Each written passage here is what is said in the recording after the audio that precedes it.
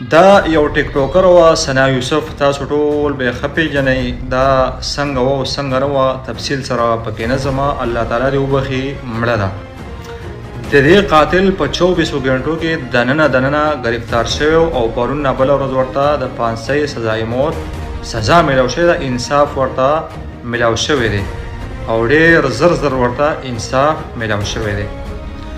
بل طرف ته یو ډېر لوی غټ سوال دی چې زمونږ دغه مور د دې لور اوچته شوې ده او د کچې ډاکوانو سره ده او 15 لک روپۍ ترې اخیستل شوي دي او نور ډیمانډ ترې نه کېږي او د دغه مور سره زنای بالجبر شوې ده. څو ورځې څو شپې د دغه لور سره ورله زیاتی کېږي. دا یو لوی غټ سوال دی.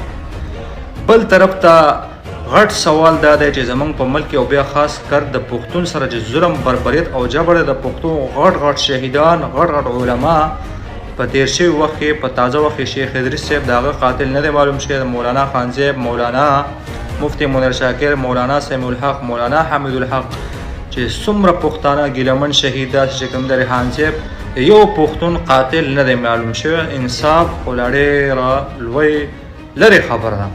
په دې ملک کې صرف او صرف پښتون ته انصاف نه میلاویږي.